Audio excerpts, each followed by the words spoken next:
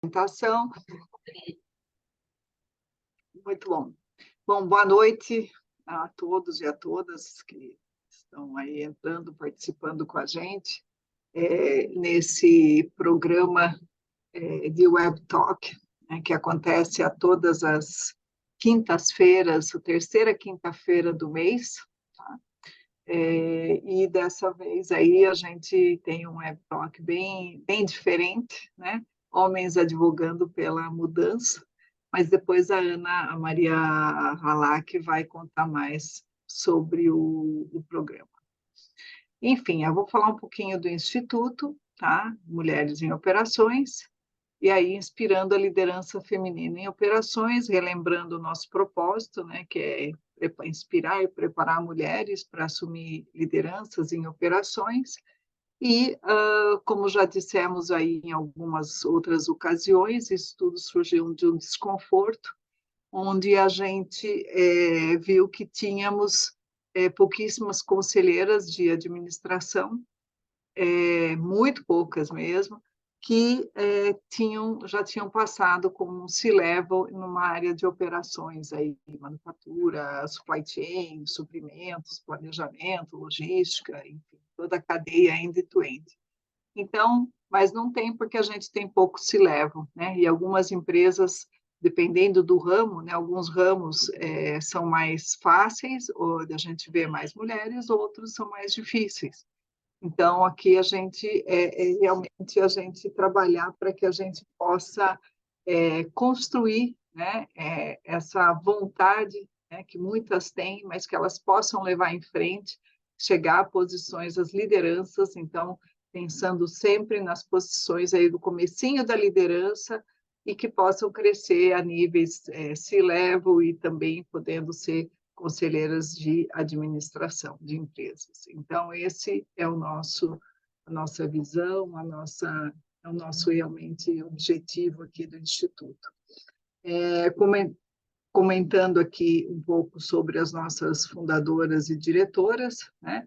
Somos em 6 mulheres, onde viemos aí de diferentes empresas, né? Eu vim aí de várias empresas de bens de consumo, a Cris de petróleo, a Maria de mineração, a Maria Halak da Tigre, a Ângela e a Suzy ainda como executivas. E depois nós tivemos aí a entrada, até contar um pouquinho para vocês, porque a gente está aprendendo a como construir esse pipeline, né? De pessoas que vão aí também que vão poder levar o Instituto à frente. E nós tivemos aí voluntárias que depois se tornaram, então, diretoras não estatutárias, que é a Daniela, a Fabi e a Suelen. A Daniela, que hoje trabalha na Val Group, a Fabi na Johnson, e a Suelen fazendo, que trabalhou já, né, no JBS, mas que foi em outras empresas, e que hoje faz um PhD nos Estados Unidos.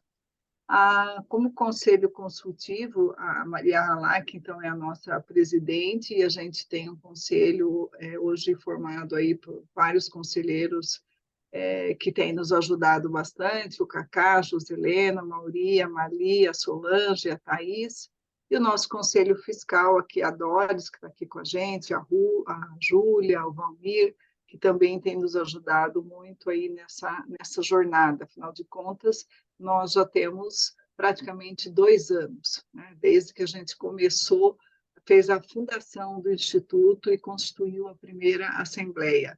Mas, na verdade, o início dos trabalhos já tem 2 anos e meio.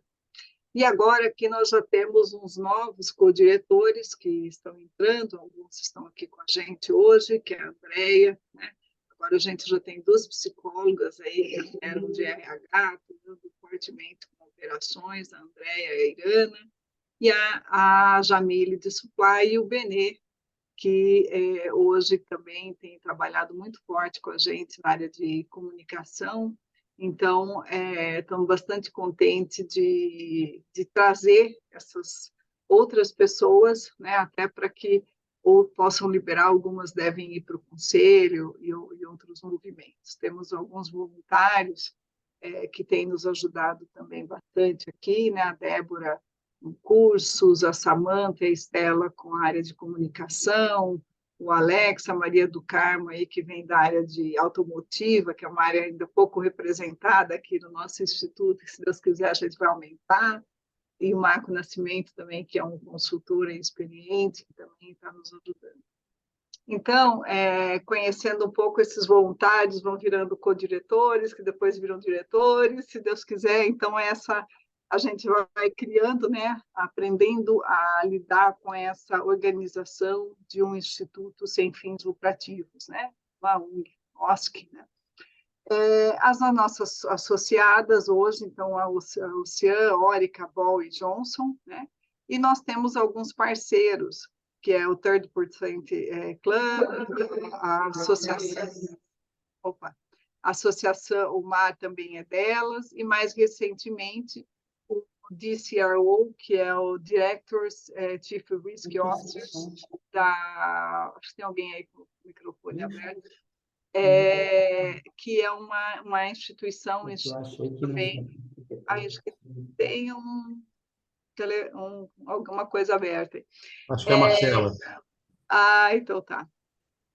O DCRO é bem interessante, então ele também traz ali, inclusive, cursos bem interessantes, é um instituto de riscos, tanto para conselheiros como para Chief Risk Officers, e também traz descontos dos cursos deles, né, para os associados do nosso instituto. A gente ficou bastante feliz aí com essa última parceria. Então, se alguém tiver interesse, eu já fiz o curso, a Maria Halak também, gostamos bastante, viu? E agora tem desconto ainda. Nós fizemos sem desconto, né, Maria? E aqui a gente tem as nossas soluções, relembrando, né, que veio depois de um design thinking, da jornada de ascensão de mulher, onde a gente estamos começando agora um programa aberto de mentoria, então ele é um mix, né, com associados, pessoa física, pessoa jurídica, formação de mentores. Isso é bem interessante porque tem sido bastante procurado, no sentido de que não é muito comum a gente ver formação de mentores, mas especificamente para esse tema da diversidade, caso de gênero, a gente viu necessidade, e aí tivemos o desenvolvimento desse curso de formação de mentores, e que nós temos 2 acontecendo, né? Um com a Johnson & Johnson, outro com a Ocean, que está começando, e esse que vai começar a semana que vem, então, com esse grupo misto. Nós estamos, então, aí com também outros produtos, né? Instituições aqui que a gente chama de jornada de desenvolvimento, Web Talk, temos também o podcast que acabou saindo, né? Então, a gente criou, eram 3 e 3, aí as coisas já estão crescendo, né? Graças a Deus.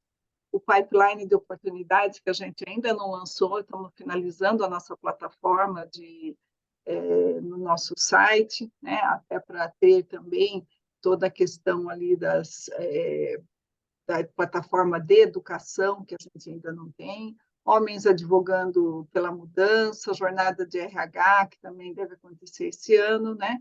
E os treinamentos dos mentores aqui do outro lado aqui.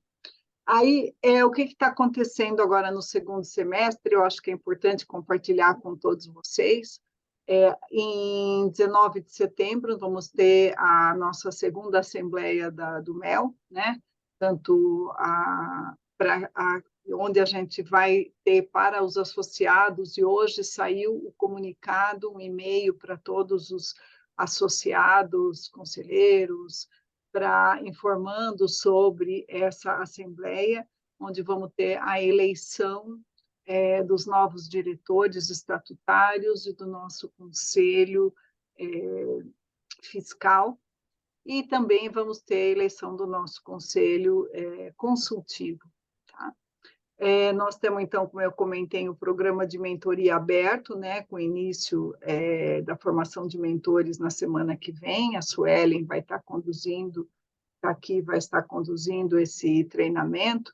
Ainda é uma turma pequena, né, mista, até porque a gente começou a associação de pessoa física, demorou até que a gente saísse com todas a parte das inscrições, né, no site, mas é importante, até melhor começar pequeno, e a gente, na próxima versão, para o ano que vem, a gente traz mais gente.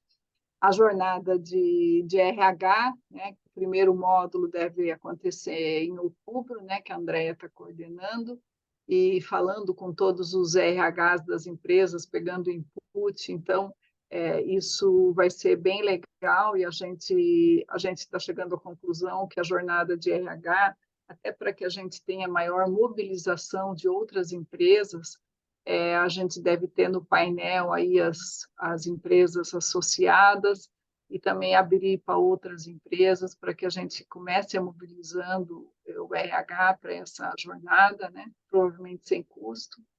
E a jornada de desenvolvimento MEL de homens e de mulheres, e vai ser bem interessante. Nós estamos vendo aí aulas onde vão ter aulas conjuntas entre homens e mulheres, aulas para mulheres, aula só para homem. Então, estamos terminando de desenhar isso e acho que vai ser bastante interessante. Também estamos fazendo um filtro com as nossas associadas aí, tá? Que é a Débora que está coordenando isso aí junto com a Andrea. E nós temos também os canais de comunicação que têm saído todo mês, né? O podcast, o nosso web talk todo mês. Temos a cada 2 meses as newsletters que estão sendo encaminhadas para os associados. E os próximos web talks nós temos, então, em 14 de setembro e 19 de outubro. 14 de setembro, acho que nós já temos uma pessoa confirmada, né, que vai ser o Jorge Quene da Órica, com mais alguém que a Maria está vendo aí, e 19 de outubro com a Isis, né, uma hunter de operações, né, que ela veio de operações e trabalha com operações, e mais alguém também que a Maria está vendo. Então, vai ser bem legal, né, os nossos próximos web talks também. Então, é isso, né? Aqui estão os nossos contatos, e agora eu vou passar, então, aí a palavra para Maria, ou para Irana, não sei ao certo, para dar seguimento aí do no Web Talk, e bem-vindo a todos. Muito obrigada. Maria, você gostaria de comentar? O microfone está fechado. Não, eu só tenho a agradecer aí o Ni e o André, né, pela gentileza e até pela coragem, né, porque o tema é interessante e não é muito debatido, né, então agradeço muito aí, espero que a gente tenha uma ótima conversa. A Irana vai conduzir, ela tem muito jeito para condução aí, quando a Irana está, é um gostinho melhor, de gostinho de quero mais. Então, Irana, está com você aí. Obrigada, Maria. Muito obrigada. Pessoal, boa noite. Realmente esse tema, Homens Advogando pela Mudança, é um tema que nos causa um grande entusiasmo em saber um pouco mais, né? Realmente é um tema diverso e a mudança ela é responsabilidade de todos nós, homens e mulheres. Então, nós fizemos o convite e agradecemos a você, André, e ao Nir, que já estão aqui. O André, ele é fundador e CEO do Grupo Pro, e o Nir é vice-presidente de Pessoas e Gestão na Oceano. O Carlos teve um problema, um imprevisto na agenda, não vai poder participar, mas com certeza vai voltar em um outro momento. André, Nir, eu gostaria de pedir que vocês se apresentassem, e aí nós fizemos uma perguntinha também para a turma já começar participando, se vocês nos permitirem fazer essa pergunta aí para todo mundo que está aqui. Mas antes eu gostaria que vocês se apresentassem. Quer começar, Niro, ou começo eu? Pode começar você, a ordem alfabética. Então tá bom, tá legal. Bom, eu agradeço aí pelo convite, é uma honra poder estar aqui junto com vocês nessa noite. Obrigado, Maria, aí pela oportunidade e convite, né? Eu sou o André Caldeira, eu tenho 55 anos de idade, eu sou um headhunter hoje, desde 2012. Eu tenho 3 empresas nessa área, uma chamada Propósito, que foi a primeira que eu fundei em 2012, já tem 12 anos, focada em posições estratégicas, então, diretores, CEOs e conselheiros. Tenho envolvimento muito forte com o IBGC, onde, além da minha empresa ser associada, eu sou professor nos cursos de formação de conselheiros. Hoje passei o dia todo dando uma aula aqui para a segunda turma do Programa de Equidade Racial, uma turma de 40 pessoas negras em São Paulo, presencial, foi sensacional, sobre missão do conselho e papel do conselheiro e da conselheira, obviamente. Tem uma segunda empresa chamada Ágil Recrutamento, de média gestão, e uma HR Tech chamada Pro, com soluções digitais de RH. Então, o meu lugar de fala é o lugar de talentos, onde a pauta da diversidade ela é absolutamente ativa. Eu tenho a oportunidade de interagir com dezenas, centenas de diferentes culturas organizacionais, empresas de diferentes portes, segmentos, capital aberto, capital fechado, empresas familiares, indústria, serviço, economia mista. E o tema da diversidade, e aí aqui focando em diversidade de gênero, está muito presente dentro do nosso papel como agentes da governança. Eu tenho uma sócia há 10 anos, a Ruth Bandeira, que eu brinco, eu sou cercado por... eu sou e fui cercado por mulheres, desculpem o francês, fodásticas. Minha sócia como uma delas. Eu sou filho de uma mãe muito fodástica, que infelizmente faleceu em 2017, mas que é a grande referência da minha vida. Eu sou casado com uma mulher muito fodástica há 28 anos. Nós temos 2 filhos, e a minha filha mais nova, Clara, certamente já é uma mulher fodástica, me dá umas duras daquelas, assim, tem uma conexão muito bacana. Então, esse olhar... eu tenho uma irmã também mais nova, que eu tenho... Ontem jantei com ela aqui em São Paulo. Então, esse olhar ele vem da minha história de vida e daquilo que eu faço como profissional hoje, dentro dos ambientes organizacionais, das diferentes culturas, nos projetos que a gente conduz de recrutamento e seleção estratégico, de avaliação de talentos ou de governança, olhando para novas oportunidades para mulheres em posições de conselhos de administração. Obrigado, pessoal. Obrigada, André. Agora é com você, Nir. Vamos lá. Vamos lá, então. Boa noite. Obrigado pelo convite. É um prazer estar aqui com vocês, falar sobre esse tema. Bem, meu nome é Nir. Eu não sou brasileiro, sou israelense, nascido e criado em Israel até os meus 14 anos. Me mudei para cá com meus pais e meus irmãos, e me formei aqui. Eu sou engenheiro de formação, tenho pós-graduação em segurança da informação e MBA e alguns cursos internacionais, mas a minha carreira toda ela foi voltada para auditoria interna, gestão de riscos, antifraude, compliance. Fiz carreira na Oi e depois eu migrei para a Ocean. Ocean é uma empresa do grupo Odebrecht, né, agora Novonor, é o braço de óleo e gás, né? E eu entrei como diretor de compliance aqui, na época da Lava Jato, e desde 2019 eu sou responsável pelas áreas de pessoas e gestão, que compreendem a área de pessoas, a área de comunicação, a área de tecnologia da informação, administrativo, planejamento estratégico e suprimentos. Então, é uma área corporativa, onde em 2019 a gente criou nosso programa Diversidade e Inclusão. E aí eu acho que nessa conversa que a gente vai ter, essa troca, vou poder compartilhar um pouquinho com vocês como é que a gente tem evoluído de lá para cá e, obviamente, minhas crenças e alguns caminhos que eu enxergo que a gente pode fazer acelerar esse processo de equidade de gênero dentro da empresa e, obviamente, na nossa vida pessoal também. Obrigada, Nir. André e Nir, não sei se para vocês está ok, mas o pessoal gosta de participar e interagir, seja pelo WhatsApp ou pelo chat. Então, eu vou lendo as perguntas e vou interrompendo vocês aos pouquinhos, né? Para que as pessoas possam participar.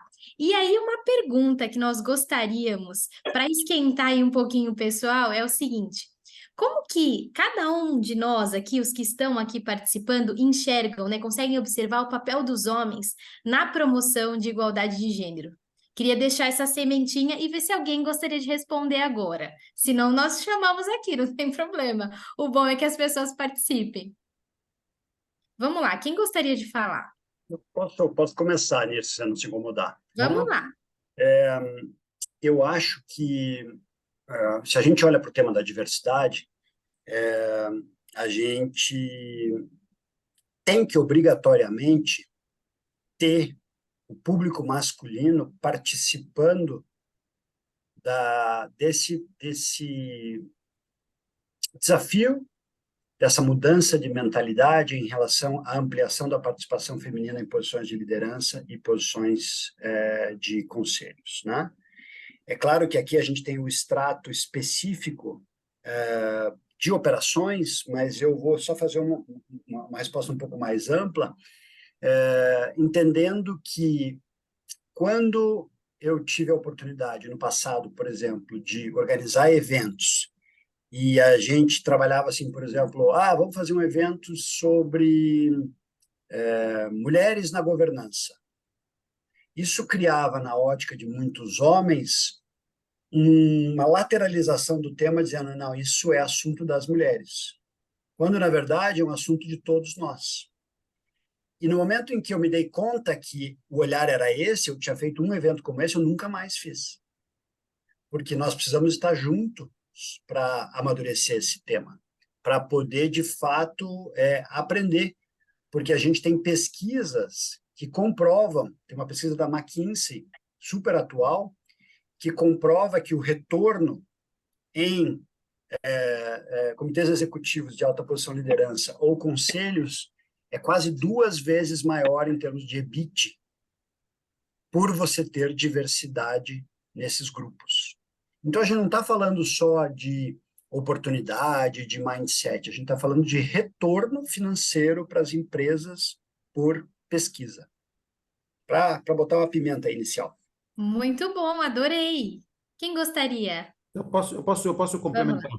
Pode, claro. Vamos lá. Eu acho que esse tema, obviamente, primeiro a gente tem que ter equilíbrio nas discussões, né? Acho que, obviamente, como tudo quanto é tema que é sensível, de alguma forma, as pessoas gostam de ir para os extremos. Então, a gente tem que evitar os extremos. Eu acho que o homem precisa da mulher, assim como a mulher precisa do homem.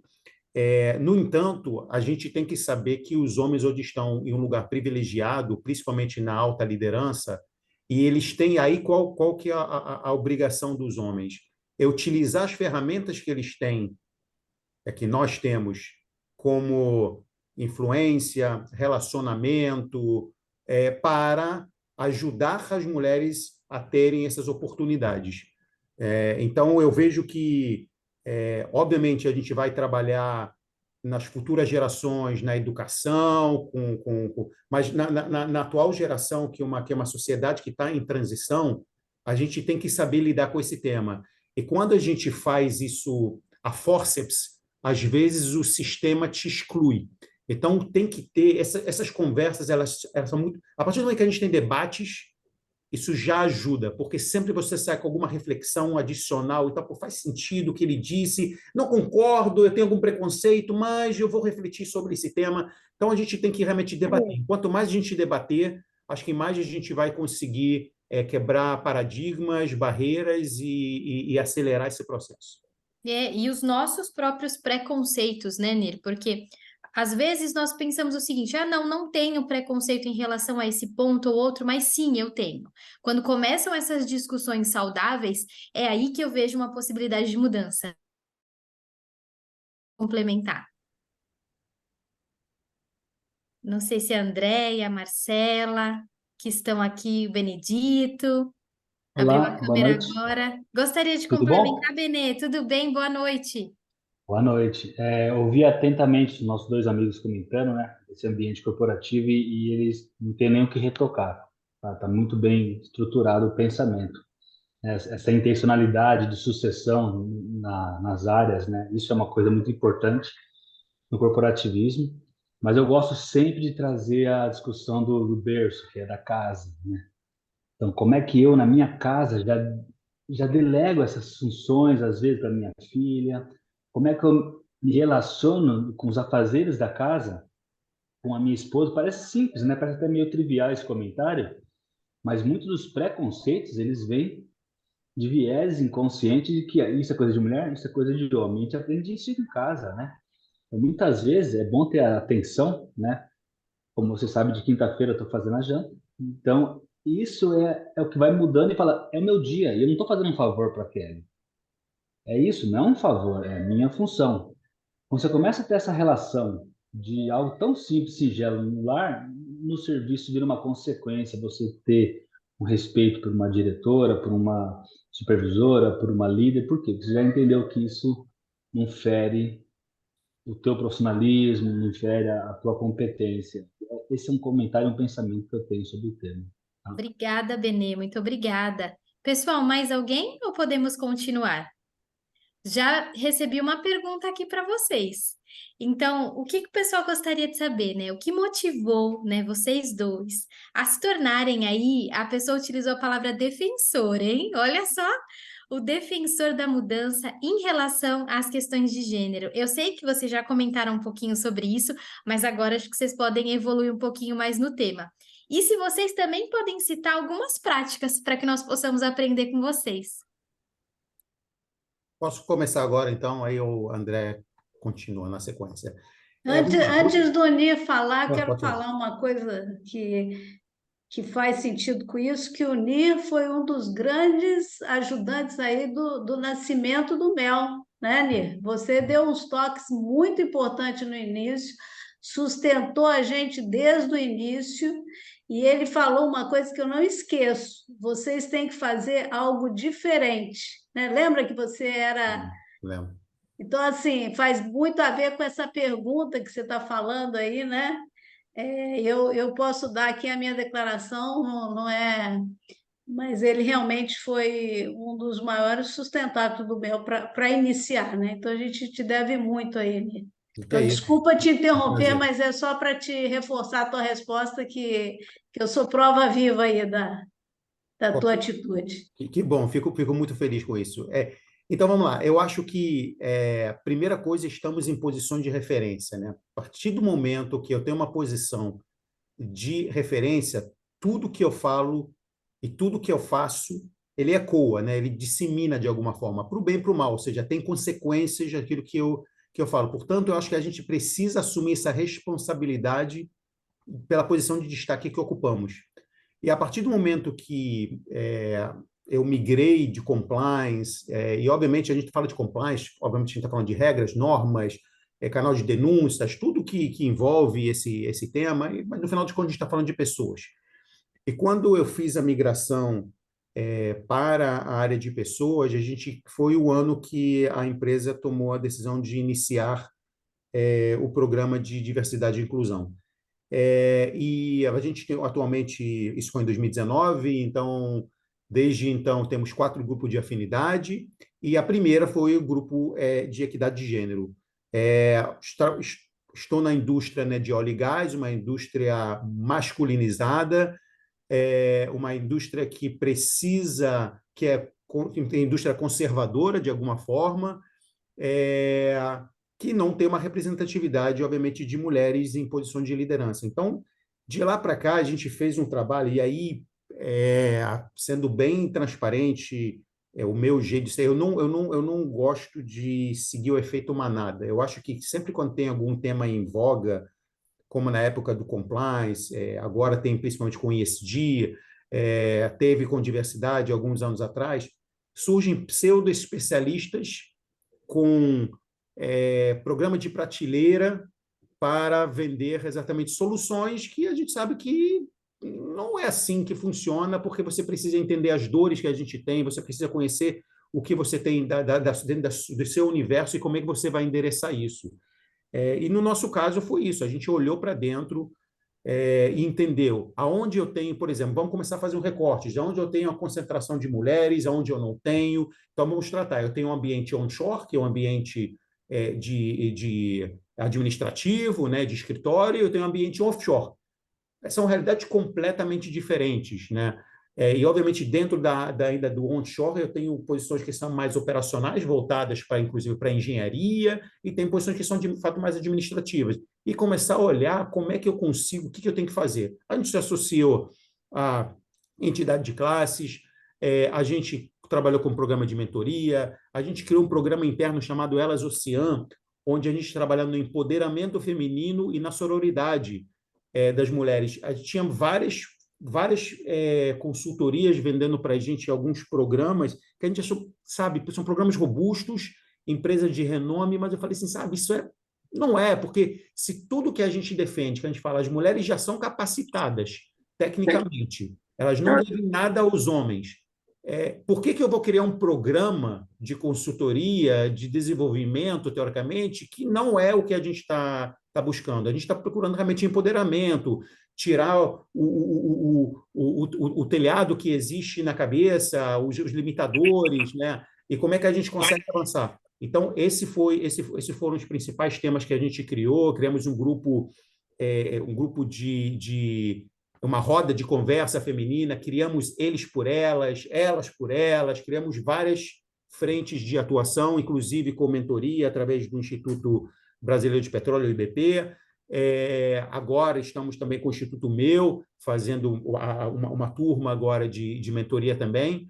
E para o público offshore, principalmente, a gente entendeu que precisava olhar um pouquinho mais para a realidade. Então, fizemos, através da Ipsos, a gente encomendou uma pesquisa, fizemos uma pesquisa só com mulheres offshore, e não era somente da Ocean, a gente abriu isso para o mercado.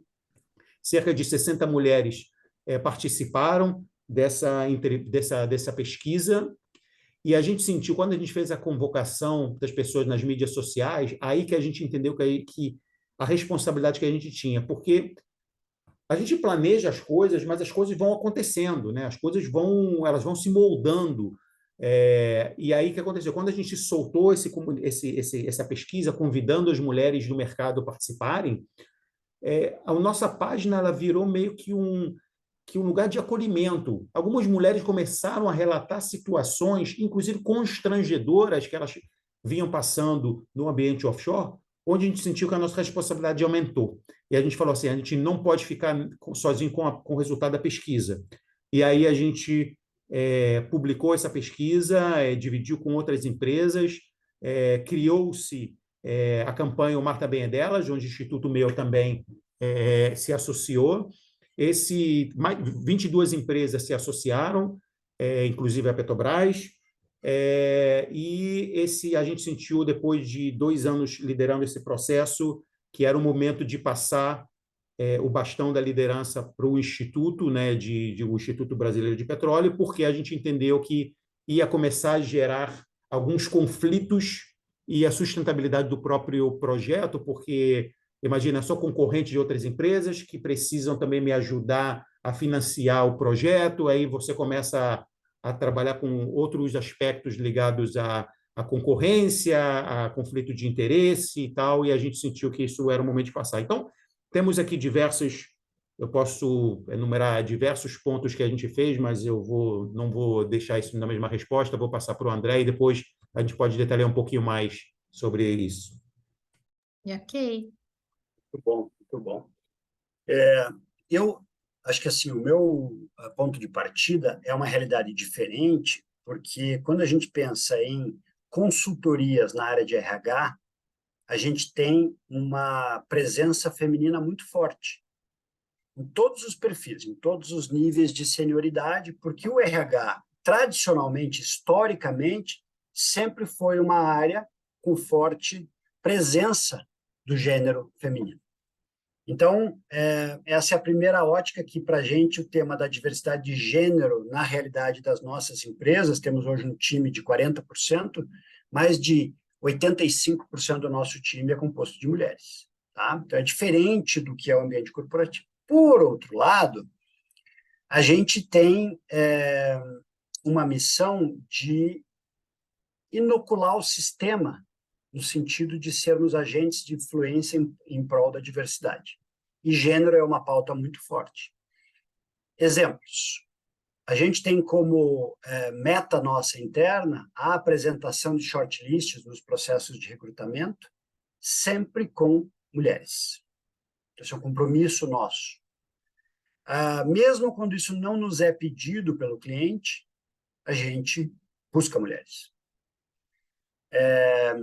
A gente tem a oportunidade de ser contratado por empresas para fazer projetos voltados para o gênero feminino. Um projeto muito bacana que eu posso falar sobre o milagre, mas não sobre o santo, é um grande cliente do segmento automotivo que nos contratou para fazer um projeto de mapeamento de talentos, ou seja, identificação de perfis profissionais, na área de operações, ou seja, processo produtivo do automotivo, somente mulheres. E nós mapeamos mais de 60 perfis em nível de média gestão. E aí você precisa, obviamente, de um trabalho de garimpo, de achar essas pessoas, de mostrar que a realidade existe. Porque senão a gente cai naquela esparrela de não tem mulheres aí, o que é uma grande mentira. Tá? Eu fui anotando aqui algumas coisas enquanto o Nito falava, que fui me lembrando, né? André, posso só fazer uma pergunta para Claro. você que o pessoal encaminhou aqui via WhatsApp? Uhum. Quando você diz que você precisa garimpar, né? Você também precisou fazer talvez o inverso, dizer que realmente para essas mulheres que existia campo, mas como que foi a capacitação dessas profissionais? Você precisou investir um pouco mais? Porque à medida que as pessoas não conhecem, talvez, como que foi para você esse ponto? Você trabalhou o inverso ou não? Sabe o que é isso? É o viés de você achar que a área de operações é uma área somente masculina.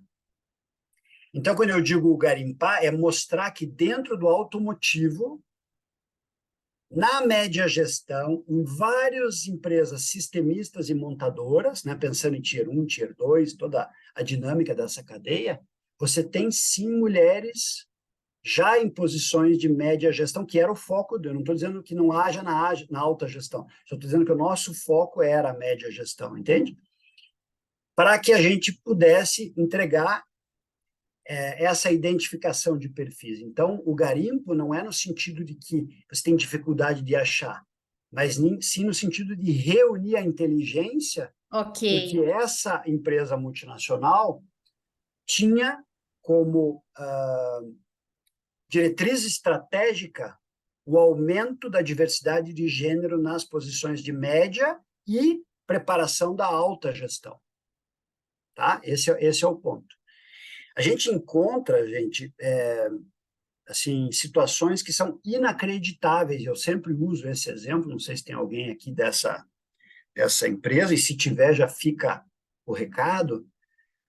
Lojas Marisa, cujo slogan é absolutamente famoso, todo mundo sabe, de mulher para mulher, com um conselho de administração só formado por homens. Como é possível, em 2023, que ninguém levante a mão e fale, gente, não só a gente não pode, no tema da diversidade, pela comprovação, por tudo que a gente sabe, mas nós, Lojas Marisa, jamais poderíamos ter isso. Que é um absurdo, né? É um absurdo. É um absurdo. Então... A Doris que comentou que é um absurdo. Isso. Tudo bem, Doris? Faz tempo que a gente não se fala. A gente volta e meia, se cruza no IBGC. Exatamente. Não, e o pior, eu conheço o CEO lá, que é um cara super conhecido, né? O Nogueira. E, putz, o cara pisa na bola desse jeito, né? É inacreditável. E o outro tema, só para complementar, para não me estender demais, é o tema do tokenismo. Está aberto. Alguém falou? A Ana gostaria de comentar. Não, porque o João Nogueira, que é o CEO lá, é um cara que não tem, ele não é dessa visão até, mas eu acho que é uma questão. Ana, o microfone está bem baixinho, eu acho que o André não está conseguindo te ouvir. Desculpa. Eu acho que o CEO, ele não tem essa visão machista, mas é uma coisa do conselho ali, entendeu? O CEO... E o meu comentário não é nem para falar do CEO, mas assim para mostrar que é um mindset. onde todos os Mas agentes da ele governança... era do conselho antes, André. Era Ele mesmo. era do conselho e já era 100% de homens. E aí que com a RJ ele virou CEO. Então, Pois é. é. Então vai estar mais grave o negócio. Pois é. Tem uma outra vertente dentro dessa mesma linha, que é a vertente do tokenismo, que é você ter uma mulher, e eu estou usando aqui o exemplo que a gente está falando da diversidade de gênero, para dizer que você pratica a diversidade, por exemplo, no conselho de administração. E não por um tema estratégico de acreditar na diversidade. Isso vale para PCDs, vale para pessoas negras, vale para orientação sexual. Então, tokenismo, que vem do inglês token, que é uma moeda, ele é uma prática, em algumas organizações, muito perigosa, porque você diz, não, eu tenho pelo menos uma mulher. Número recente que eu vi era assim, 63% dos conselhos tinham mulheres, uma mulher. Mas a estatística real do Brasil é 15, 16% das posições de conselho aqui são ocupadas por mulheres. Então, é a diversidade, hashtag só que não. Ou é o para parecer bonito na foto, que é o greenwashing, que aqui seria o social, o ESG washing, o que quer que seja, né? Então, não é só a diversidade pela diversidade, mas a estratégia e a valorização dessa diversidade como driver, né, de orientação, de direcional da organização. Ok.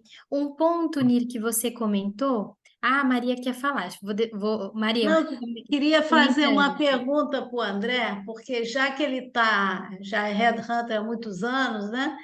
Eu queria, e já que quem nos escuta aqui são, em geral, mulheres em operações, eu queria saber o seguinte: se ele tem notado que ao longo dos anos essa demanda está mudando e se está mudando rapidamente, tipo uma empresa quando vem até você e fala eu quero mais mulheres, né? Você falou que vocês têm essa prática de buscar e tal, mas eu queria entender do lado da demanda. Você sente que isso está mudando de Nas verdade, empresas... né? Não é só Uhum. Sim, o wash, né? O é isso, verdadeiro. Você verdadeiro. sente que está Uhum. mudando? Nas empresas de maior porte, multinacionais, sim. Nas empresas familiares de médio porte, ainda não. Daí a gente tem que provocar. Eu Tá? tenho a mesma percepção que você, concordo plenamente. E eu fui pegar aqui só uma colinha de uma referência que eu usei até hoje na aula do IBGC.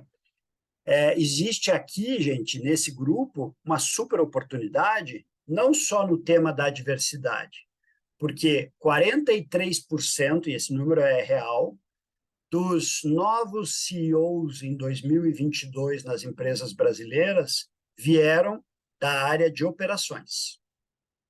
43%. Vou colar aqui a outra. 21% eram CEOs de unidades de negócio, portanto, de um negócio menor para assumir, 16% CFOs. Portanto, a gente está falando que a área de operações foi quase 3 vezes maior em termos de originação de novos CEOs. Se a gente traz isso com a lente do gênero, tem uma pista de oportunidades que precisa ser devidamente explorada. André, desculpa, eu não levantei a mão aqui, mas enfim, mas eu vou lhe fazer essa. Inclusive, se a gente pegar aqueles estudos, eu acho que é da Spencer Stewart, que ele traz uma série de segmentações ali em termos de conselheiros. Eu tenho observado isso todos os anos aí que sai o estudo. E é exatamente isso que você fala. Como a quantidade dos conselheiros, né, que foram CEO, que não foram, como tem pessoas que vieram, que passaram pela área, que têm conhecimento das operações do negócio. Isso. E o mais louco é que quando eu vou lá fazer uma entrevista para conselho, né?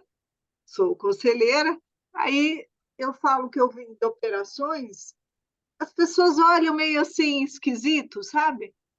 E até teve uma pessoa, a qual eu me fiquei surpresa, que ela disse, nossa, mas a gente tem a impressão de que pessoas que passaram por operações são aqueles que ficam lá no fundo, sabe? Que não fazem parte do clube, né? Dos executivos. E então eu fiquei assim até meio chateada, né? Mas aí eu falei, bom, passou paciência, uma hora de aprender, né? Mas é essa leitura que a gente acaba tendo. Aí você tem que ficar explicando que não é bem assim, né? E acho que aí, eu não quero ocupar demais aqui o airtime, deixar o Nilf comentar também, mas só a gente lida aí com com aquelas ideias pré-concebidas de que operações é uma área de homens, que a mulher casada tem que se dedicar mais para a família, que daqui a pouco vai ter filho ou vai engravidar. Então, esses preconceitos são barreiras que precisam ser transpostas. E essa discussão ela é gigante, né? Mas o que eu digo é o seguinte, o meu posicionamento é de agente dessa mudança. E é por isso que eu aceitei esse convite da Maria de estar aqui com vocês. André e Nir, a Maria Veloso gostaria de fazer uma pergunta ou um comentário. Maria? Ela levantou a Ô, mão. oi, gente, boa noite. Desculpa, estou aqui quietinha porque eu estou meio convalescente. É, esse ponto que o André colocou, eu acho que foi a semana passada que eu conversei com o Nir, né? Falando sobre diversidade e tudo isso. Essa palavra que você usou, André, de tokerização, não sei o quê, tem muito a ver até com o meu, porque, na verdade, o meu surgiu por causa do nosso incômodo, meu, de Maria Halak, de Ana, de Cristina, em posição de conselho, que o core nunca é da mulher no conselho. E sempre quando a gente olha para aquela uma mulher que está no conselho, é para, a maioria das vezes, para ocupar, é a realidade, tá? A gente gosta ou não gosta, para ocupar uma estatística aí de temos uma mulher no conselho. Porque, como agora a Ana falou, se estranha quando mulher conhece do business. Essa é uma questão ainda muito, muito, vamos dizer, na realidade. E aí, de business como o que eu vi, da indústria pesada, de mineração, de oil and gas, químico, esse então nem se fala. E aí queria passar um pouco para unir também, porque eu acho que foi há 2 semanas atrás, conversei com o Nir sobre isso, né? Que até ele olhou assim meio para mim espantado. Eu falei, olha, o problema não é só que somos mulheres. Ser mulher que tem conhecimento do core é um problema também, porque esse é um lugar reservado para o homem na sociedade. Então, o meu nasceu um pouco desse incômodo, e por isso nossa preocupação em fazer com que todo o pipeline, né, vá se ajustando para que tenhamos mais mulheres com esse background, que é importante, trazer a diversidade do core, do pensamento sobre o core do negócio. Obrigada, Maria. Nira, agora é com você. Vamos lá. Boa provocação, Maria. Certamente, antes de vir para cá, eu pensei, antes de hoje, eu pensei na nossa conversa que a gente teve na semana passada, e é uma das coisas que eu acho que é importante, que são aqueles nossos pensamentos, basicamente dos homens. Tem que calçar os sapatos das mulheres, né? Acho que a gente tem que ter além de escuta ativa, da empatia e das reflexões, a gente não deve minimizar, né, esses desafios que são colocados, e a gente tem que buscar soluções. Eu vejo que eu não estou numa posição igual do André, que de fato ele é um agente de mudança e que é atuante em várias frentes, né? Porque ele ajuda de fato quando ele tem uma missão, ele tem um propósito de colocar num shortlist mulher e tal, isso aí certamente já traz um equilíbrio, ou pelo menos uma provocação para o lado do contratante de falar, opa, estou sendo provocado aqui, ou se eu não estou provocando, eu estou sendo provocado. Então, fica realmente numa situação incômoda. No nosso caso, eu vejo que a gente tem que dar, como voltar ao que eu falei logo no início, a gente está numa posição de referência, né, para falar os altos executivos da empresa e tal. A gente tem que ser a pessoa que vai dar a oportunidade para as mulheres em posição de liderança. Pode ser a primeira oportunidade de ser líder em média, no início de vaga de liderança, ou que seja para atuar aqui na sucessão, influenciar o CEO ou o board para colocar, para dar essa oportunidade. E aí vou pegar um gancho do que a gente fez, a Ana até comentou logo no início, quando a gente fez o aquecimento aqui, perguntou sobre a Ocean, mudança que a gente fez recentemente. A gente atuava em 4 unidades de negócio, tá? Perfuração, produção, serviços submarinos e manutenção de plataformas embarcadas. E a gente fez recentemente um spin-off, né, a separação de uma das unidades de negócio, a nossa de perfuração, que é uma unidade que representa 1.500 pessoas de trabalho onshore e offshore. Isso gerou para a gente uma oportunidade que eu e a minha equipe se preparamos para tal dentro de um processo de sucessão que a gente vinha trabalhando ao longo dos últimos anos. Então, quando a gente chegou ao momento, há meio ano atrás, a gente sabia que as coisas iam acontecer, a gente trabalhou para que 90% das posições de liderança das 2 empresas elas fossem preenchidas primeiro internamente. Segundo, a gente trabalhou muito, a gente tinha o nosso comitê executivo, ele é formado por 9 homens, e aí a gente sempre falou assim, quando que a gente vai conseguir colocar mulheres? Então, nessa oportunidade, a gente tem 2 mulheres nossas internas que alçaram para a posição de vice-presidência, tanto a CFO da Ocean, quanto a diretora de conformidade, de auditoria interna, estão diretamente no nosso comitê executivo. Portanto, 25%, do 0 para 25%, 2 de 8 são mulheres. E na empresa que foi criada, que agora se chama Forsea, que era a unidade de perfuração, também fizemos a mesma coisa. Então, asseguramos que, apesar de eu não ter hoje uma gestão sobre o processo lá de reestruturação, eu era responsável antes do spin-off. Então, eu tinha que trabalhar para assegurar também o crescimento. Hoje, a gente tem 37% de mulheres em posição de liderança na Ocean, e a gente é signatário do Pacto Global da ONU, né, onde a gente tem o compromisso de atingir 50% de posições de mulheres em posição de liderança até 2030. Estamos avançando bem, mas sempre vai continuar sendo desafio no offshore, né? Então, o offshore, e aí pegando um gancho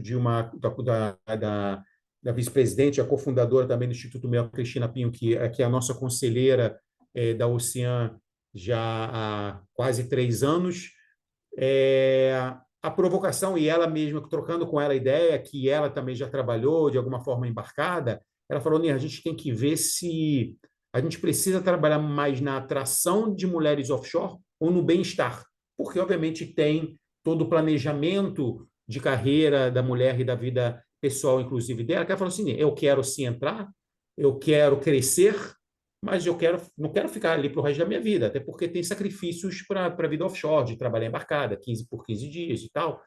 E por isso que voltando, lembrando só que a gente fez aquela pesquisa, para saber exatamente o que atrai as mulheres, quais são as parcerias que eu tenho que fazer com institutos de ensino para preparar essas mulheres para ingressarem. Então, na área de manutenção, eu preciso de soldadoras.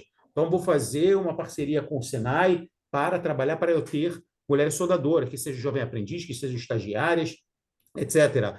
O que eu vou fazer com a Marinha? A gente tem uma parceria com a Marinha do Brasil para fazer praticante de Marinha, para trazer mais mulheres para trabalharem. Então, eu acho que, de novo, a nossa exposição de referência, quem está no mundo corporativo do lado da empresa, é fazer acontecer.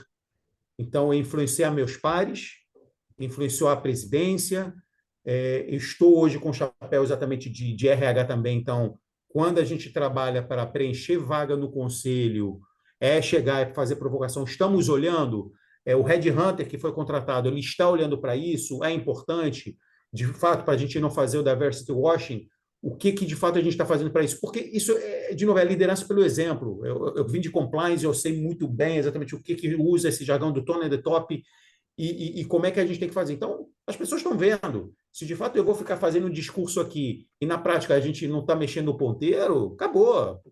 A gente tem aqui nossa reputação, credibilidade, o que a gente está fazendo. Então, eu concordo com gênero, número e grau, o que o André está trazendo aqui, o que vocês estão compartilhando.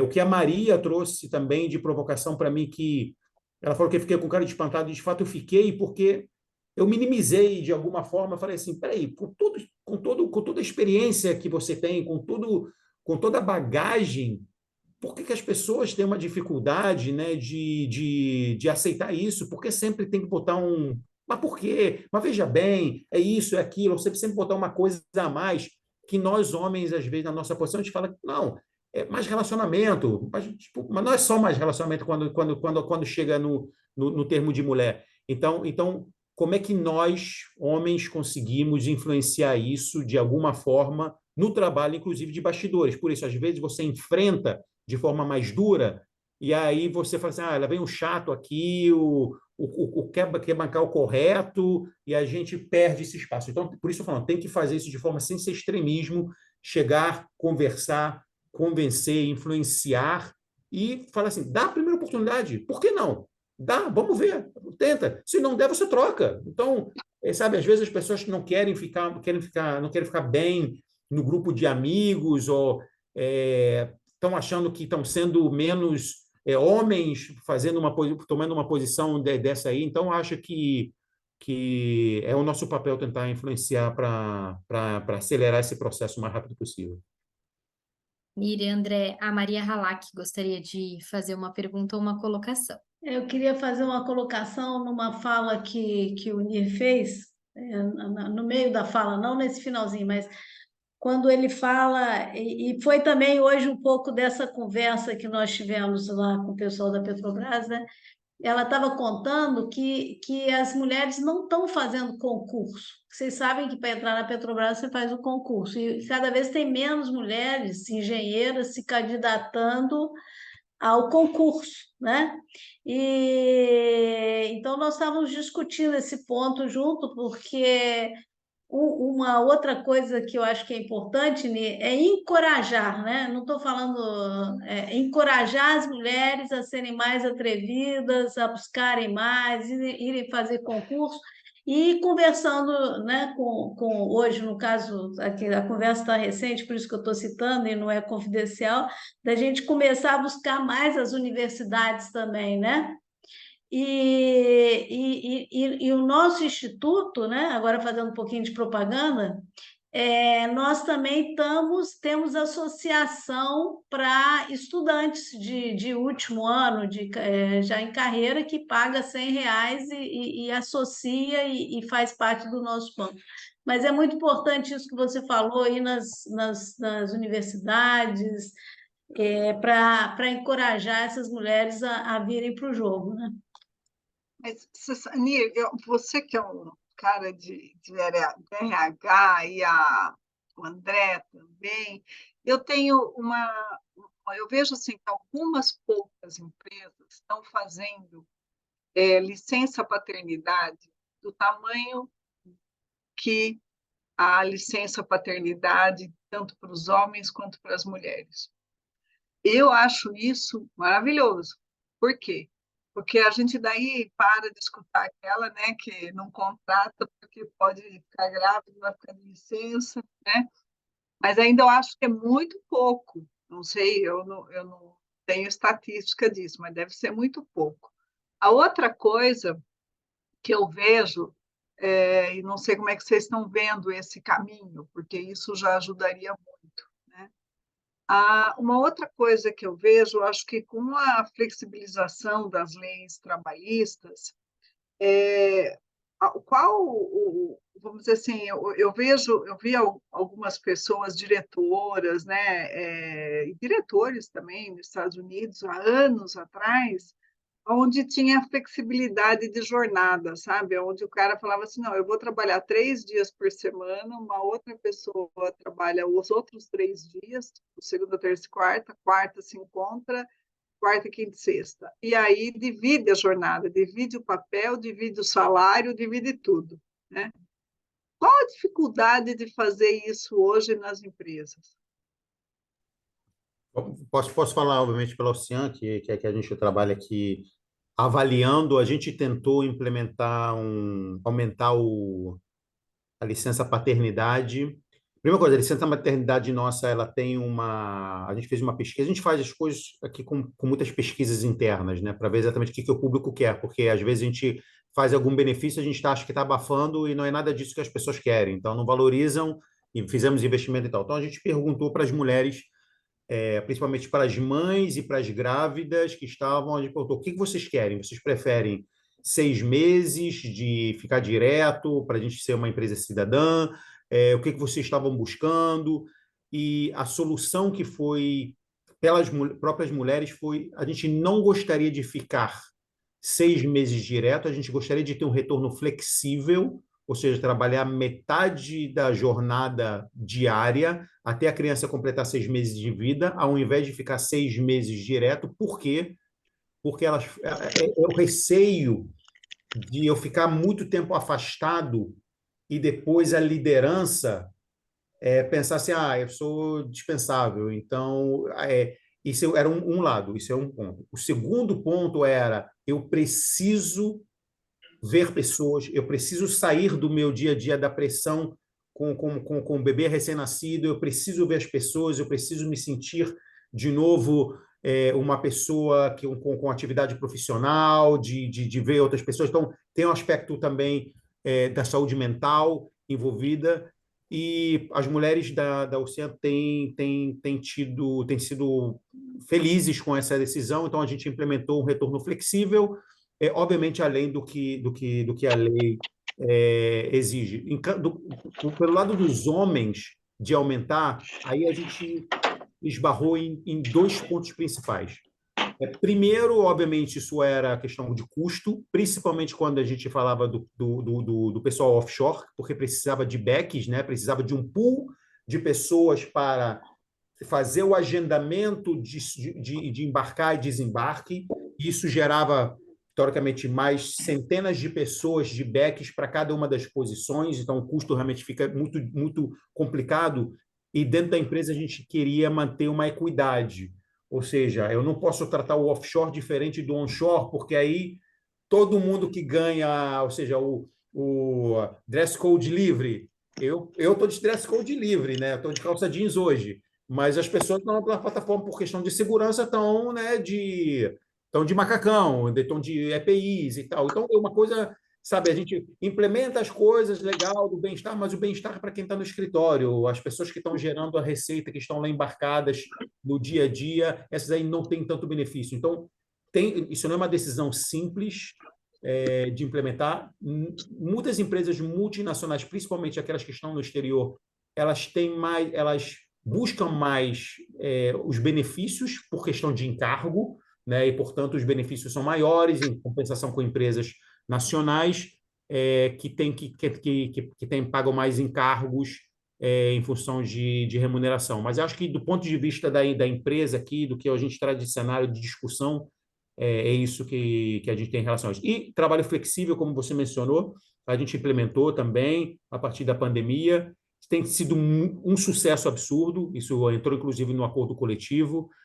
Temos um horário flexível, inclusive flexível dentro do flexível, então que facilitou a vida também, tanto dos homens quanto das mulheres, para escola, eu preciso resolver uma situação, volto. Então, isso aumentou também a quantidade de atração, obviamente, de mulheres e de jovens que também gostam, obviamente, do trabalho flexível no dia a dia. Então, a gente tem aqui também o trabalho dividir flexível. Jornada, não, né? Dividir jornada, que nem eu A reduzir, então, a gente tem um banco de horas que a gente já tirou. Então, hoje, basicamente, hora extra ela não existe, porque a pessoa naturalmente, quando ela está em casa, eu não controlo mais hora.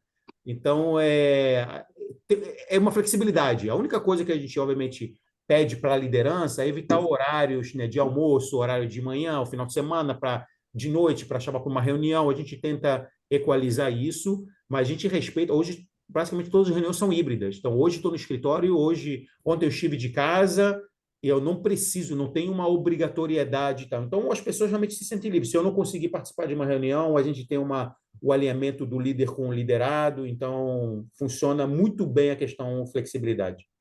E agora, vamos dar uma olhada no qual é a percepção do André. O que você nos diz sobre isso, André? Eu ficava ouvindo, né, o Nir, pensando nesse tema, e o que eu vejo é que esses temas ligados à flexibilização, à oferta de benefícios flexíveis, a possibilidade de um modelo de trabalho híbrido, são fatores que influenciam fortemente o engajamento dos talentos que estão na empresa, e aí não é só, são todos os talentos, não é somente o tema do gênero aqui, e também influenciam na atratividade. Porque quando a gente pensa no pêndulo, que estávamos 100% no presencial, aí veio a pandemia, a gente foi para o outro extremo, 100% remoto, todo mundo arremessado para o olho do furacão. Eu costumo dizer que a gente só entendeu o que era a sigla VUCA, que depois apareceu o BANI, né? Quando a gente passou pela pandemia, que a gente entendeu o que era o volátil, incerto, complexo e ambíguo, que estava todo mundo navegando por aparelhos, uma neblina espessa, todo mundo com medo da sua própria vida, perdendo pessoas queridas ou com medo de perder pessoas queridas. Meu sogro faleceu em 6 dias de Covid. É um negócio inimaginável. Os efeitos nas empresas, os comitês de crises, a participação dos RHs, os conselhos se reunindo com muito mais frequência e tudo mais. E aí, uma vez que a pandemia começou a arrefecer, a gente começa a ver empresas querendo agir como se nada tivesse acontecido. Quando, na verdade, a gente tem cicatrizes muito fortes e tem efeitos no modo do trabalho. Por exemplo, não, quero voltar 100% para o presencial. Vai haver um impacto no engajamento das pessoas, na atratividade. No tema de benefícios flexíveis, foi-se a época que as empresas tinham uma relação de benefício. Bom, isso aqui são os meus benefícios para diretores, isso aqui são para gerentes e tal.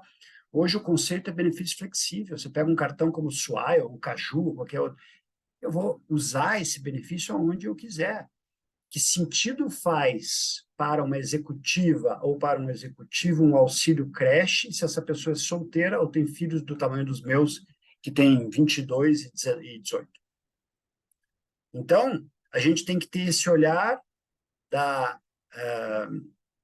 personalização no sentido da flexibilidade, as pessoas poderem adotar, e isso sim impacta engajamento, cria oportunidades e tudo mais. Acho que são esses os meus comentários agora. Tem alguns outros, mas vamos mais para frente um pouco. Ana, respondido? Então, tá bom. Faltam aí 13 minutinhos para nós encerrarmos o Web Talk.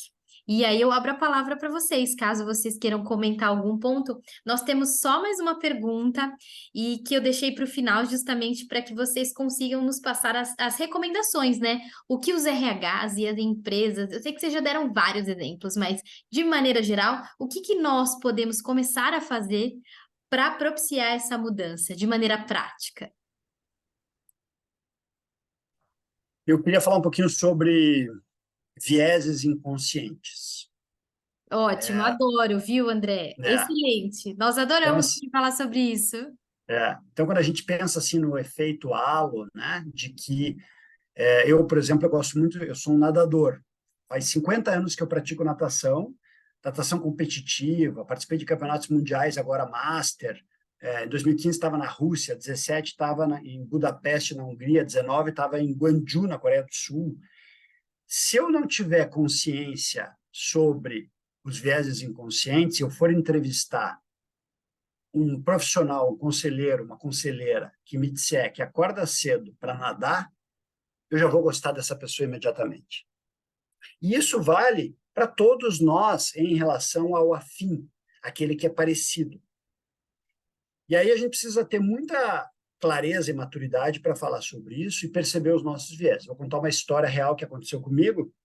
Era a entrega de um prêmio equilibrista do IBEF, que é o Instituto Brasileiro de Executivos de Finanças, e era uma festa, e aí todo mundo enfaixotado, eu cheguei atrasado, atabalhoado dos projetos e tal, cheguei, e aí encontrei uma mesa de clientes que eu nem sabia que alguém da empresa tinha sido premiado. Aí, obviamente, entendi que eles estavam ali com um totemzinho de premiado.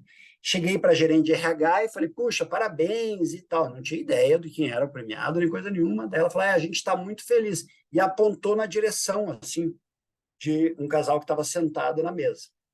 Aí eu, do alto do meu viés inconsciente, fui e me dirigi ao homem e falei, meus parabéns. No que ele me responde, eu estou muito feliz por ela, tenho muito orgulho dela. E aí eu não perdi o rebolado e falei, meu Deus do céu, olha o que eu fiz daí. Eu falei, e tem razão mesmo, meus parabéns e tal, tal, tal. Ou seja, ali eles não perceberam, mas eu percebi, eu faço questão de falar sobre isso, porque é um processo de tomada de consciência recorrente, a gente está se letrando. E aí você tem a estrutura da criação, aquilo tudo. Então, é muito importante trazer luz para isso, para que a gente possa, de fato, tratar desse tema e trabalhar para mudar isso dentro, por exemplo, do meu papel como agente de influência, porque a gente ainda passa por situações, como eu comentei com vocês, eu tenho a Ruth, minha sócia, onde, às vezes, a gente vai em reuniões, uma empresa, por exemplo, familiar, que ela faz uma pergunta, caso real, ela faz uma pergunta para o presidente do conselho, ele ouve e responde olhando para mim. Ou outro cliente que pergunta, o Caldeira ele tem agenda amanhã? Daí você pode vir com ele, como se ela não tivesse a capacidade. E aí a gente, obviamente, observa isso e entende aonde que vale você entrar numa dividida, onde tem espaço, e aonde que você pode inocular pelas beiradas, mostrando. Então, por exemplo, esse caso desse cliente especificamente, a gente daí encontrou uma mulher para uma posição diretiva, apresentou, foi contratada, e eu mandei uma mensagem, liguei para o presidente do conselho e falei, olha, estamos muito felizes, etc., né? Foi uma diretora mulher, e quem achou essa profissional foi a Ruth, minha sócia. Não sei se ela não estivesse no projeto, não sei se a gente teria achado. Falei de propósito. Para mudar um pouco aquela perspectiva. E mais uma história, que daí não tem a ver com gênero, mas tem a ver com etarismo. A gente vê o fenômeno do etarismo, né, nas carreiras executivas, e o etarismo reverso nos conselhos, que é pessoas com menos de 50 anos, pessoas mais jovens, também tendo preconceito para entrar nos conselhos de administração. Eu estava fazendo um projeto de recrutar um novo CEO para uma empresa de bens de consumo médio porte, familiar, SA de capital fechado. E a presidente do conselho, uma mulher, 70 anos de idade. E aí, conversando com ela sobre aspectos da cultura, do comportamental e tal, refinando o briefing, eu perguntei no final algo que lá fora a gente nem pode perguntar, mas aqui no Brasil, no contato presencial, você acaba...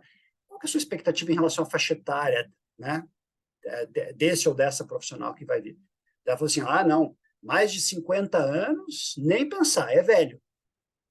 Aí eu falei, dona fulana, isso faz uns 3 anos, eu tenho 55 hoje, né? Falei, dona fulana, quantos anos a senhora acha que eu tenho? Ela falou, você deve ter uns 42. Eu falei, nossa, ganhei o meu dia. Eu vou lhe falar, eu tenho 52. Eu acordei, assim como ontem, hoje eu estou em São Paulo, mas acordei cedíssimo, 5h30 da manhã, nadei 3.000 metros, e eu tenho muito mais energia do que muitos dessa faixa etária de 40 anos. Então, a gente tem que cuidar com essas imagens pré-concebidas. Então, ao invés de rebater, eu trouxe o meu exemplo. Ela parou e falou, nossa, nunca tinha pensado nisso. E detalhe, o CEO que foi contratado era homem, mas tinha 57 anos. Muito bom. A reflexão é muito importante nesse processo. E o exemplo também, né? Parece que as pessoas apreendem de um modo melhor. Nir, você, Vamos conta pra lá. gente. Acho que, como eu falei de sucessão, trabalho de sucessão, vou migrar um pouquinho para recrutamento e seleção. A gente primeiro, acho que a gente tem que acompanhar o processo todo do recrutamento e seleção. Então, ter um conhecimento do processo em si, ou seja, se o processo é formado por 5 fases, que seja a triagem dos currículos, depois preencher fazer algumas provas, e depois vai para uma seleção do RH, e depois vai para a entrevista com a liderança. A gente tem que ter esse funil, tem que entender esse funil, como é que fase a fase. Pô, se eu tive 1.000 candidatos desses aí, eu tinha 200 mulheres e na fase seguinte caiu para 50, caiu a metade, o que aconteceu? O que eu tenho que mexer nos meus processos para exatamente ter uma oportunidade, uma probabilidade maior de chegarem mulheres numa posição final, no shortlist, como o André falou.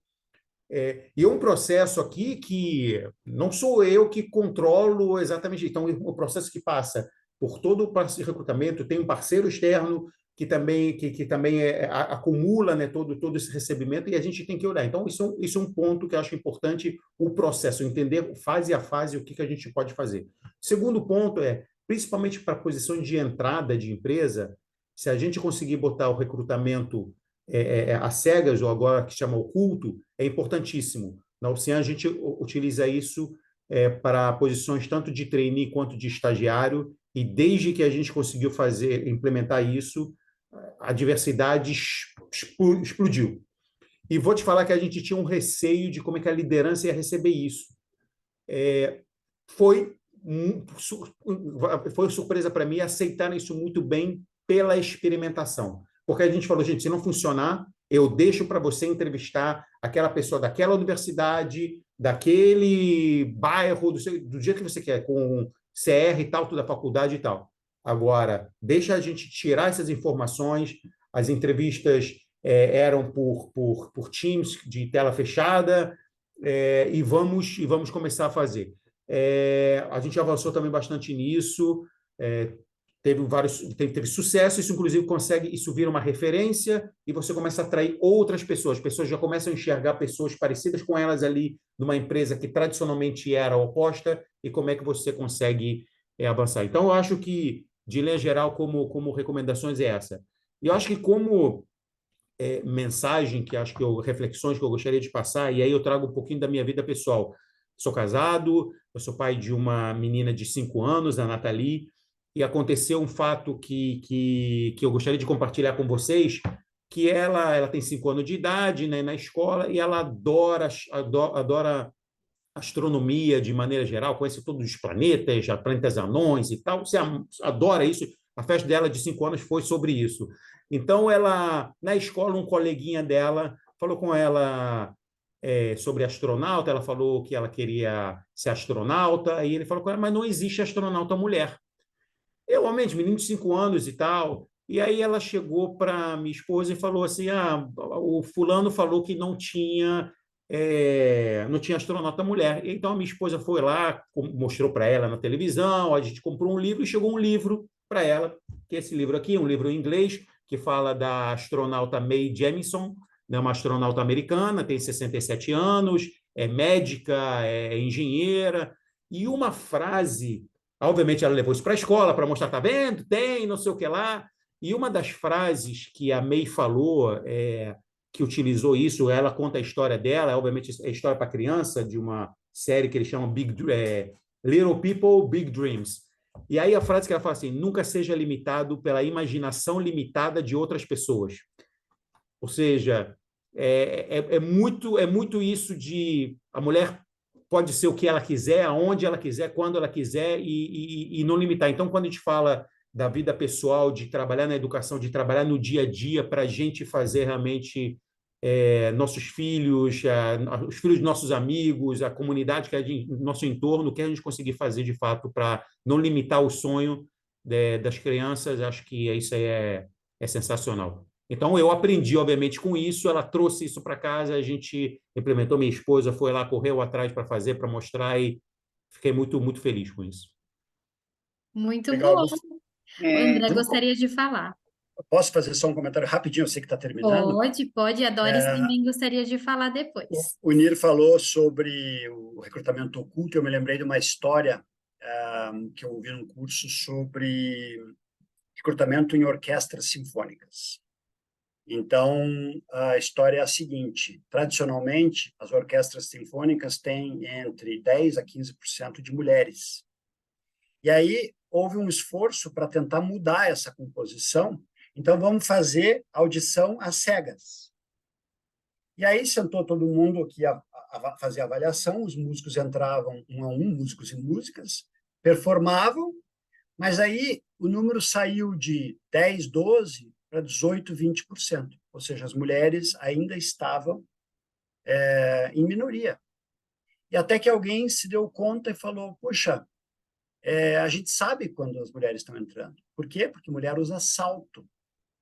Então, no piso do teatro, você ouve o toque, toque, toque. Vamos mudar. Vai entrar todo mundo de meia. E aí, novas audições, eis a surpresa, 50% de mulheres. Então, é só para ilustrar, gente, que a gente tem que prestar muita atenção nas nossas práticas, tá? E aí, essa frase que o Nir falou sobre a inspiração, né? Eu me lembrei aqui, eu vou colar aqui, a Cat Cole, que é CEO da Cinnabon, a mãe dela falou uma frase para ela que eu tenho aqui, e ela disse assim, você pode fazer qualquer coisa, estou esperando que você faça tudo. Não se atreva a esquecer de onde veio, mas também não se atreva a deixar que isso defina você. Meu Deus! É Que isso. Muito maravilha. legal, muito legal. São frases inspiradoras, com certeza. Agora a Doris gostaria de comentar. Não, é só uma dica aí para o Lander, ele até deve ter visto esse filme para se assistir junto com a sua filhinha de 5 anos. Aquelas duas mulheres negras que trabalhavam na NASA na década de final de 40, início dos 50, que uma delas calculou a rota, né? Ela era matemática, e a outra criou praticamente o computador, né? Exatamente. O primeiro IBM lá, ela que fez toda a programação com toda a equipe de mulheres que ela tinha, um negócio fantástico, né? Na época de segregação, elas tinham que andar para burro para ir no banheiro, No banheiro. era só de mulheres negras, Isso. e voltar para a sua base. É um filme que eu achei muito bacana. Mas E parabéns, e viu? exatamente você vê que o líder ali, ele que quebrou, né, o paradigma. Então, quebrou, sim. precisa disso. Essa posição de referência ela é muito importante. Exatamente, muito, muito importante. Parabéns, hein? Muito obrigada pela visão de vocês e pela contribuição aí para a mudança. Bom, chegamos ao fim. André, Nir, nós agradecemos a participação de vocês. E o meu desejo aqui, acho que o desejo de todos que estão aqui é que realmente mais pessoas possam ouvir vocês. Obrigada pelo conhecimento. Vou passar a palavra para a Maria Halak para que ela faça o agradecimento a vocês. Mas muito obrigada e nós agradecemos a participação de vocês e esperamos que vocês voltem, com certeza. Eu não sei se vai tirar uma foto ou não, mas depois a Ana fala para a gente. Eu agradeço tira muito. foto.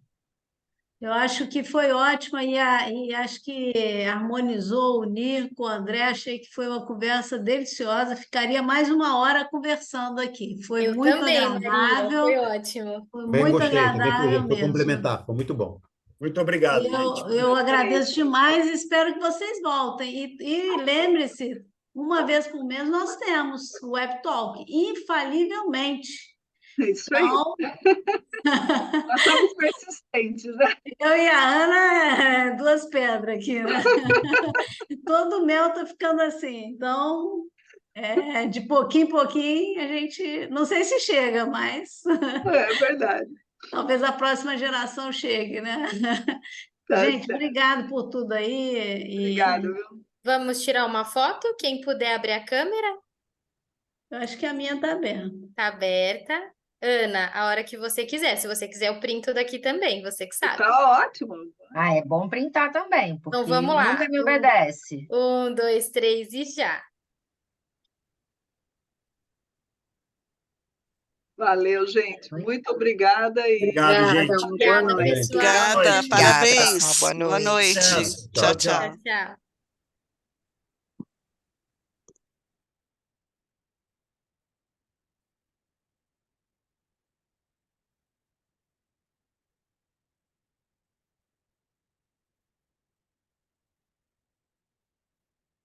Ah lá, que deu certo, tá? Deu. Você tá sem microfone. Foi ótimo, obrigada por tudo aí, pelo apoio. Estamos melhorando. Até o final do ano a gente vai ficar craque nesse webtalk. Dessa vez tem foto. Deu Essa vez certo. tem foto, cada vez vai melhorando mais, né? Então tá, obrigada, hein? Tchau, tchau, Beijo, obrigada. tchau. Boa noite, bom descanso. Tchau. Obrigada.